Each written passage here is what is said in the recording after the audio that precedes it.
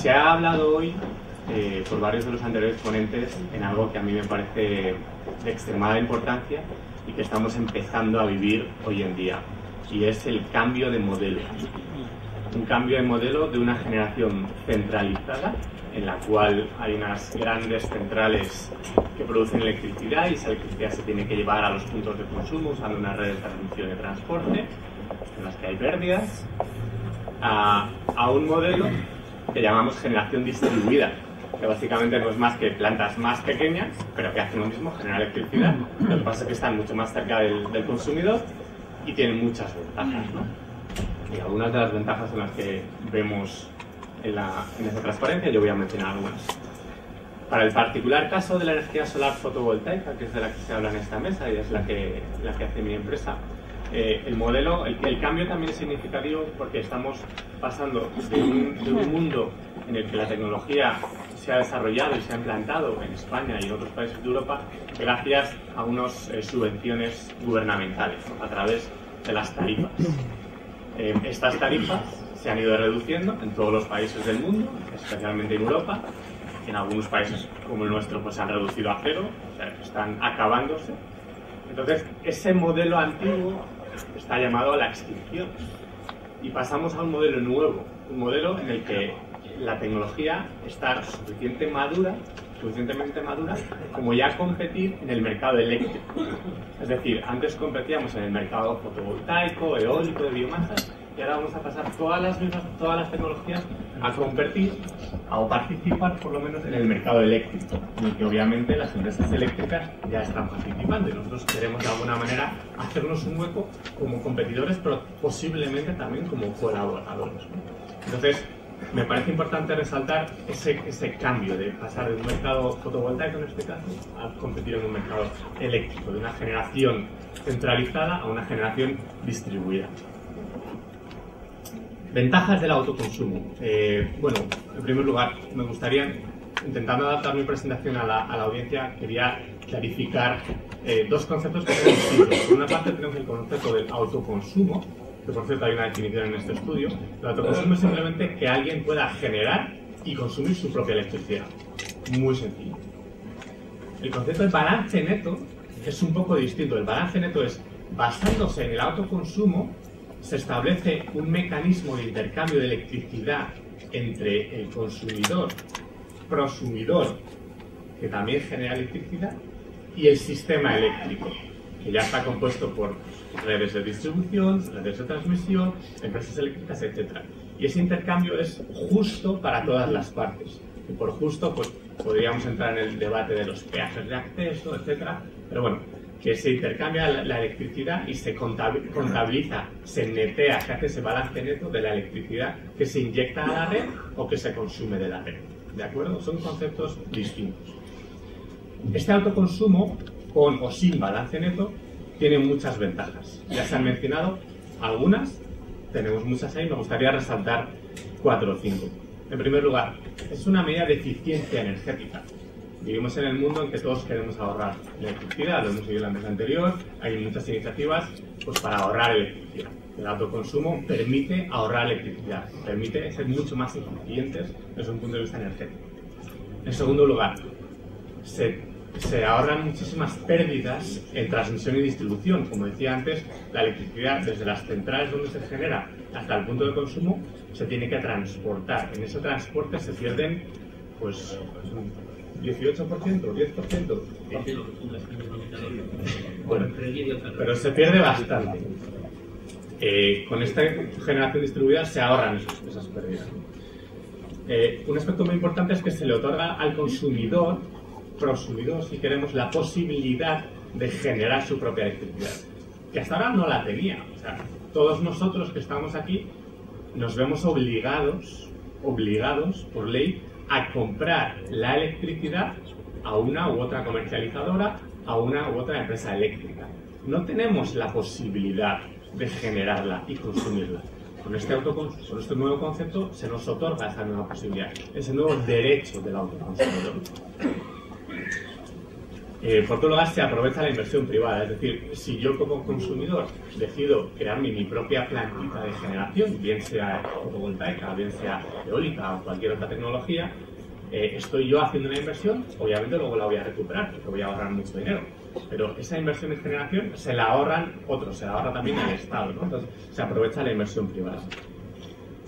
También se ha mencionado antes, se mejora enormemente la seguridad y la autonomía energética del país, ¿no? Pasamos a depender mucho menos energéticamente de importación de gas, por ejemplo. Aquí en España, respecto a la tecnología fotovoltaica, somos extraordinariamente afortunados porque tenemos muchísimo sol, y al final tenemos que aprovecharnos de ese recurso natural que tenemos. No tenemos petróleo, pero tenemos sol. Bien. Entonces, todo parece muy bonito, parece que son todo ventajas, los políticos parece que están muy de acuerdo con estas cosas, pero ¿qué le hace falta a todo esto para que cuaje, para que sea una realidad en el mercado, para que llegue a aparecer de verdad? Hace falta 4 cosas, que yo he dado a llamar los 4 pilares de la fotovoltaica en este caso. Primero, viabilidad económica. ¿Qué significa esto? Obviamente, tiene que ser más barato, tiene que ser rentable generar tu propia electricidad que comprársela a un tercero. Si esto no es así, nadie lo haría. Es de cajón. Esto va muy ligado al concepto de grid parity, paridad con la red en español, que simplemente es el hecho de, pues, es más barato que yo genere mi propia electricidad, contando con todos los peajes, con todos los gastos, teniendo en cuenta todos los aspectos, es más barato que yo la genere, que se la compre a la comercializadora que normalmente está así. Nos has pedido antes datos más concretos, nosotros hemos hecho unos números muy sencillitos, muy preliminares, pero yo creo que son bastante significativos. Una familia, un hogar típico en España, consume en torno a 3.800 kilovatios hora al año. Si instalase hoy en día una pequeña planta fotovoltaica en su tejado de solo 2 kilovatios, con los costes de hoy en día, durante los próximos 25 años, con una irradiación media de España, digamos aquí en la Comunidad de Madrid, durante los próximos 25 años se podría ahorrar en su factura eléctrica entre un 30 y un 40%. Es bastante dinero. Dicho de otro modo, una vez hecha la inversión, recuperaría el precio de el coste de esa inversión en los siguientes 8 o 10 años, y los siguientes 15 a 17 años que los paneles fotovoltaicos van a seguir funcionando, tendría electricidad gratis. Creemos que este es un mensaje, independientemente de que los números sean muy correctos o menos correctos, al final el mensaje creemos que es muy potente para todos los consumidores de electricidad, para todos nosotros. El segundo pilar, viabilidad legal.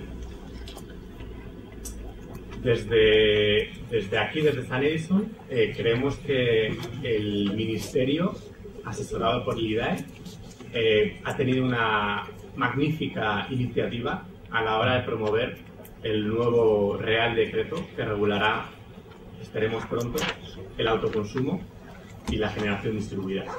Sin entrar en detalles técnicos de si se podría mejorar ciertos aspectos o no, porque la CNE pues, ha hecho un estudio bueno, que hay cosas que se puede estar más de acuerdo y cosas que no, pero bueno, el hecho de que en España estemos en el buen camino de regular este autoconsumo, este sistema de balance neto, nos parece muy positivo.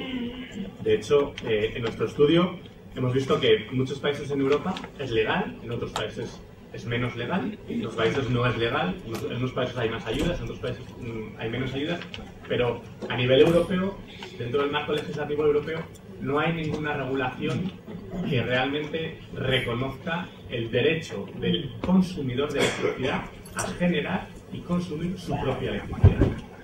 Y creemos que este debate que estamos teniendo es muy interesante para lograr ese nuevo derecho del consumidor. Y el camino que ha empezado a marcar el Ministerio con la promulgación de este nuevo Real Decreto va por el buen camino. Tercer pilar, y acelero. Tercer pilar, viabilidad técnica.